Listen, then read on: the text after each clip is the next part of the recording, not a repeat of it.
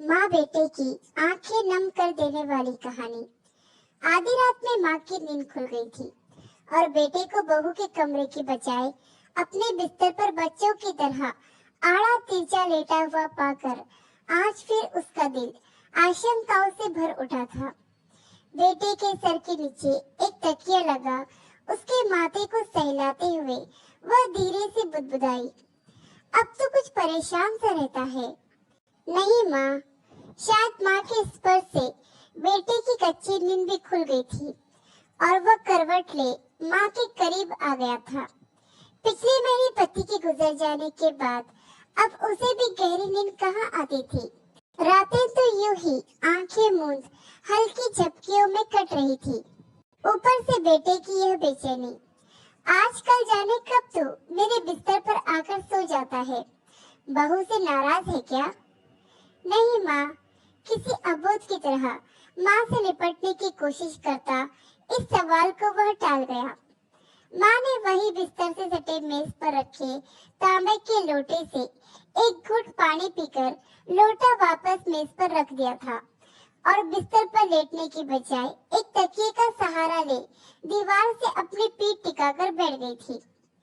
फिर क्या बात है बेटा? कुछ भी नहीं माँ। माँ की गोद को छोटे बच्चों की तरह बाहों में भरने की कोशिश करता वह उसके हर सवाल को खारिज कर गया था। बेटा बता ना, तेरी बेचैनी देख मेरा दिल घबराता है। उसने बेटे का सर अपनी गोद में रख लिया था। माँ की घबराहट महसूस कर बेटे ने अब खुद सोने या माँ को सो जाने का इंतजार करना छोड़ पीठ के बल लेट माँ के दोनों हाथ अपने हाथों में ले अपने सीने पर रख लिया था। माँ, आपको याद है जब मैं बड़ा हो रहा था, पापा ने मेरा कमरा अलग कर दिया था। अपने लिए अलग कमरे की जिद भी तो तूने ही की थी, माँ ने उसे याद दिलाया था। हाँ, लेकिन तब आप मेरे सो जाने के बाद उस कमरे में आकर मेरे माथे को सहलाती, अक्सर मेरे बिस्तर पर ही सो जाया करती थी और सुबह अपने बिस्तर पर पाकर तुम मुझसे एक सवाल पूछा करता था, याद है? सोई गहरी रात में माँ बेटे भूली बिसरी बातें याद कर रहे थे। हाँ, याद है। अच्छा, तो बता क्या पूछता था? सुबह की कही कितनी ही बातों को शाम तक भूल जाने वाले बेटे को बरसों पुरानी वह बात कहाँ याद होगी? यह सोच माँ मुस्कुराई थी। यही कि क्या पापा से नाराज हो? बेटे की अद्भुत याददाश्त क्षमता से रूबरू होती माँ का निस्तेज होता चेहरा अचानक एक अद्भुत मुस्कान के साथ कमरे की मध्यम रोशनी में जगमगा उठा। हाँ, पर बेटा तुझे ऐसा क्यों लगता था? आज वर्षों बाद शायद माँ भी शिद्दत से बेटे के मन की उस बात को जान लेना चाहती थी जिसे जानने की फुर्सत उसे आज से पहले कभी नहीं मिली। क्योंकि मैं आपको हमेशा पापा के साथ देखना चाहता था।